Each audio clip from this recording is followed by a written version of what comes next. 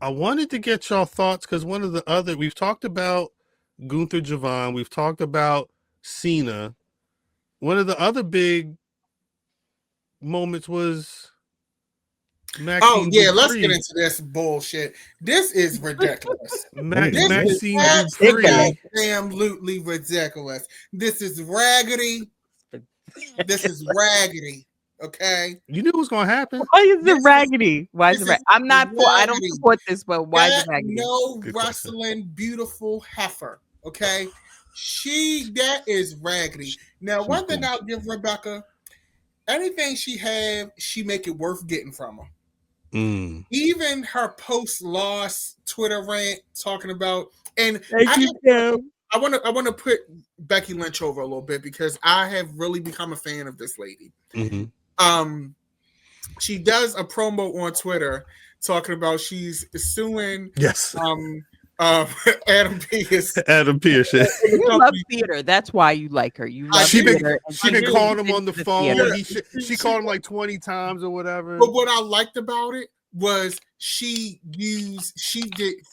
this is where the screenwriter in me comes out, because she addressed something that makes a lot of sense that has been a thing for decades. Talk about that. How is somebody a surprise when you playing their music? That's a good point. And they come out, and she pointed that out, and she like, you were in on it, and that's why in story it made absolute sense. So going to I'm going to sue.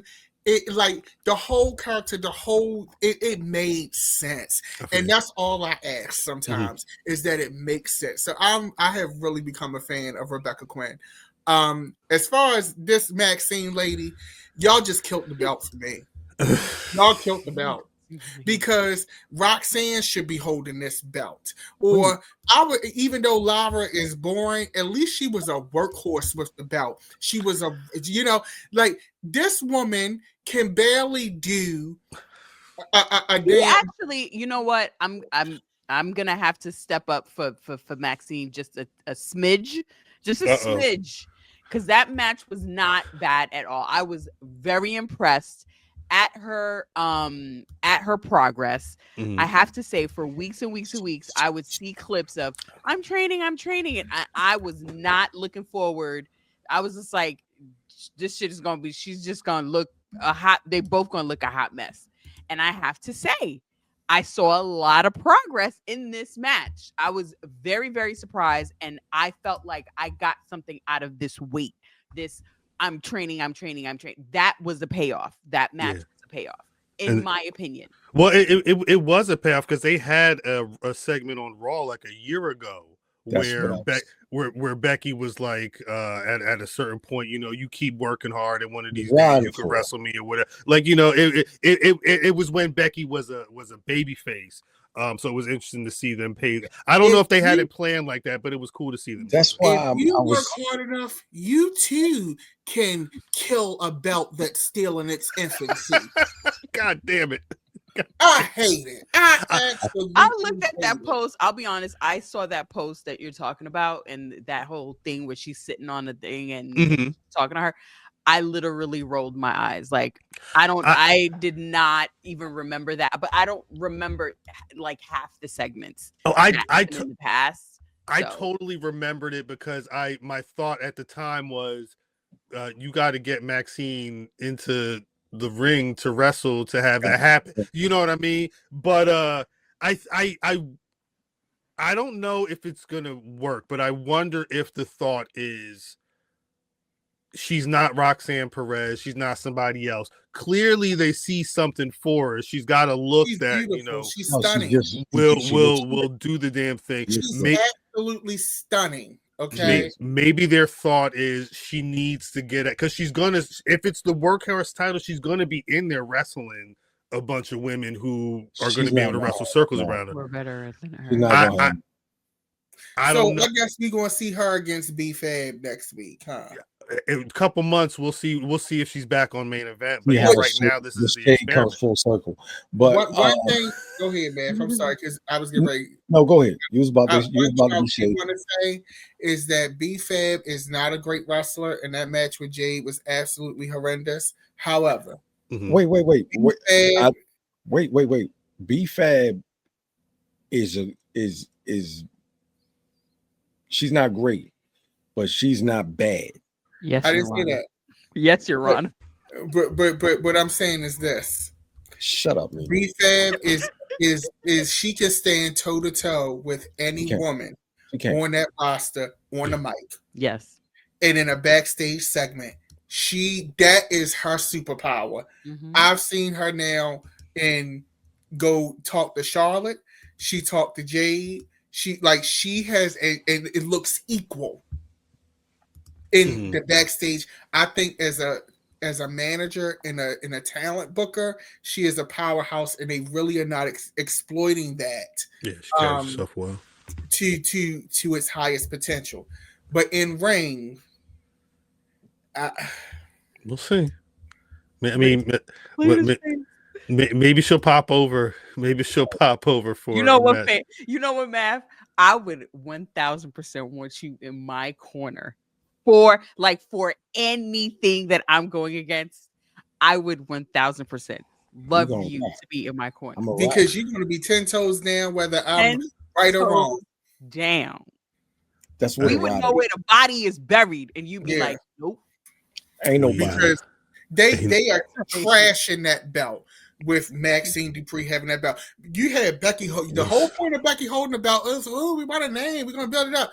Now, who beats the person that beats Maxxine Dupri? Like, you beat Maxxine Dupri. I mean, yeah. You got to do it though. But see, here's the thing. Here's the thing: is Maxxine Dupri you see what I'm saying? Like that logic is supposed to be the same thing. Yeah. But it just don't. That belt didn't mean nothing with Becky, to be honest. Let's keep it a buck. It's cool. It didn't. It was sitting, and it's because she isn't heavily involved in a bunch of things, and not. Listen. It is John Cena's season, and everything else is secondary at best. And that title was fifth or sixthary, whatever that word is. You know what I'm saying? Yeah, when we get back to real life at the end of the year, and we start seeing where things are going for Mania, we'll start to see what these things mean. And the interesting part about this time is I think them niggas think that they can do absolutely anything, and it ain't gonna matter till Cena gone, and they be like, oh, don't worry about that. That was Cena time. Putting it off, it in these times. We've seen it a million times before where there was an involved time where we were all looking just toward like the bloodline stuff, and everything else away from it was like, we can kind of do anything over there.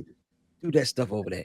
Like it. So I think once that stuff is over, maybe we'll see what they're going to do. But I mean, that belt for me wasn't being held in any high esteem with it being with Becky. So I mean, I just didn't. You had to get it off of her to not put it on AJ.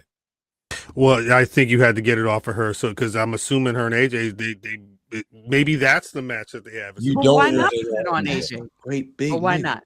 Because I'm going with Maxxine Dupri. Absolute garbage now. The reality is this. I just don't understand how we can't walk and chew gum at the same damn time. Yes, John Cena, we understand that. But the way that they have booked these women's secondary belts has been absolutely abysmal. Look at the division. Abysmal. Well, at this point, why have them? Just don't have them.